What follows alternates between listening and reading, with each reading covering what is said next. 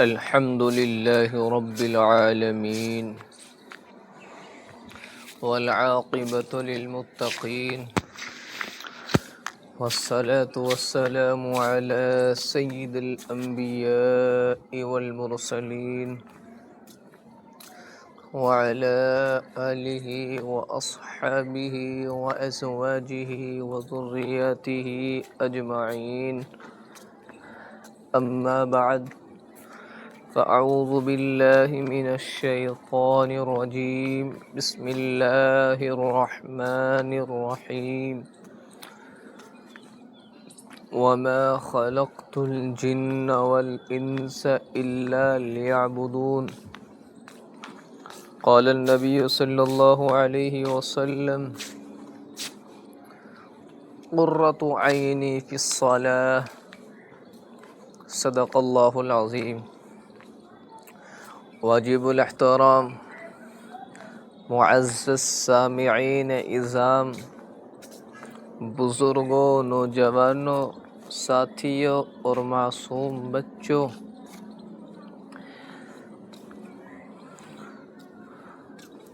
اللہ رب العزت قرآن کریم کے اندر ارشاد فرما رہے ہیں: وَمَا خَلَقْتُ الْجِنَّ وَالْإِنسَ إِلَّا لِيَعْبُدُونَ، کہ ہم نے جناتوں کو اور ہم نے انسانوں کو صرف اور صرف اپنی عبادت کے لیے پیدا کیا ہے۔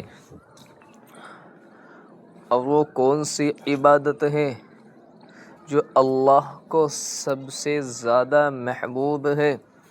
وہ عبادت کون سی ہے؟ وہ عبادت کوئی اور نہیں، وہ نماز کی عبادت ہے، کہ نماز ایک ایسی عبادت ہے کہ بندہ نماز کے ذریعے سے اپنے رب سے باتیں کرتا ہے، اپنے اللہ سے باتیں کرتا ہے۔ جب وہ نیت باندھ کر کے کھڑا ہو جاتا ہے تو میرا اللہ اس کے سامنے رہتا ہے اور بندہ اپنے رب سے باتیں کرتا ہے۔ لیکن اللہ کے نیک بندوں، بات کرنے کی تو دور کی بات، بہت سارے نوجوانوں کو دیکھا جاتا ہے کہ وہ اپنے رب سے بات کرنا نہیں چاہتے، وہ اپنے رب سے ملاقات کرنا نہیں چاہتے، کیونکہ جب وہ نماز کے پابند ہی نہیں ہیں، جب وہ نماز ہی نہیں پڑھتے، جب وہ نماز کو چھوڑے ہوئے ہیں، تو اپنے رب سے باتیں کیسے کریں گے؟ وہ اپنے رب کو کیسے یاد کریں گے؟ اللہ کے بندوں، میرے اللہ نے تو قرآن کریم کے اندر یہ ارشاد فرما دیا کہ بندوں، میں نے تمہیں اپنی عبادت کے لیے پیدا کیا ہے، تم کہاں اس دنیا کی رعنائیوں میں کھو رہے ہو؟ تم کہاں اس دنیا کی رعنائیوں میں کھو گئے؟ اس دنیا کی دولت کے پیچھے آ کر کے پڑ گئے؟ اس دنیا کے اندر کہاں جا کر کے تم کھو گئے؟ اب آپ کہیں گے ارے اللہ نے ہمیں صرف اپنی عبادت کے لیے پیدا کیا ہے، کہ ہم ہر وقت عبادت کرتے رہیں، کہ ہم ہر وقت اللہ کے سامنے سجدہ کرتے رہیں؟ نہ اللہ کے نیک بندو، میرا اللہ تو فرما رہا ہے: اے میرے بندو، صرف تم مجھے یاد کرو، اور یاد کرنے کے بعد، میری نماز پڑھنے کے بعد، میرے سامنے سجدہ کرنے کے بعد، پھر تم جو کچھ کرو، اپنے کام کے اندر مشغول ہو جاؤ، اپنی تجارت میں لگ جاؤ، اپنے بیوی بچوں کے حقوق ادا کرنے کے لیے اب تم اپنے کاروبار کر سکتے ہو، اب تمہیں کوئی روک ٹوک نہیں ہے۔ لیکن شرط یہ ہے کہ رب کی سب سے پہلے رب کی عبادت کی جائے۔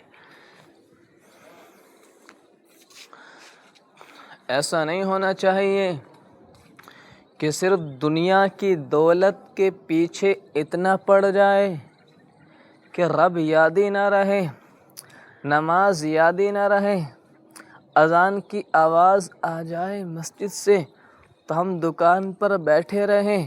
نہ اللہ کے بندوں، فوراً اللہ کی طرف دوڑو، فوراً اللہ کے لیے دوڑو، اللہ کی نماز کے لیے دوڑو۔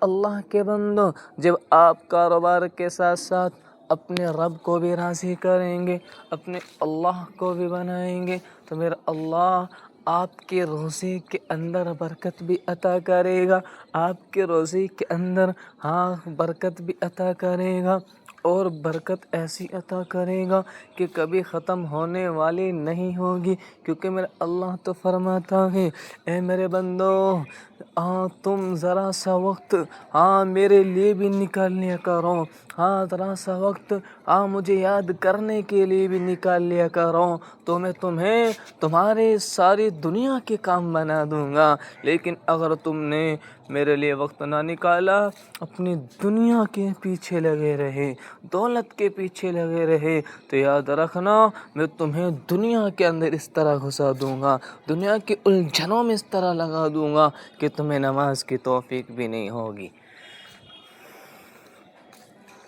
آج اللہ کا بندہ سمجھتا ہے کہ میرے پاس تو بہت زیادہ پیسہ ہے، مجھے تو نماز پڑھنے کی ضرورت نہیں، میرے پاس تو بہت ساری مال ہے، زمین و جائیداد ہے، بہت سارا پیسہ ہے، مجھے تو کوئی پریشانی نہیں، مجھے تو کوئی ٹینشن نہیں، میں تو سکون کی زندگی گزار رہا ہوں، میں تو مزے لے رہا ہوں، مجھے تو کوئی ٹینشن نہیں، نہ کھانے کی ٹینشن ہے، نہ کمانے کی ٹینشن ہے، مجھے تو اللہ بیٹھے بٹھائے دے رہا ہے۔ اے اللہ کے نیک بندے، کہ اتنا خوش ہو رہا ہے، کہ اتنا راضی ہو رہا ہے، کبھی غور کیا ہے تو نے کہ کہیں ایسا تو نہیں کہ اللہ نے تجھے ساری کی ساری دولت جو تجھے آخرت میں ملنی تھی وہ سب کچھ تجھے دنیا کے اندر عطا کر دیا ہے، اور آخرت کے اجر کو تیرے لیے ختم کر دیا ہے؟ کبھی تو نے غور کیا ہے؟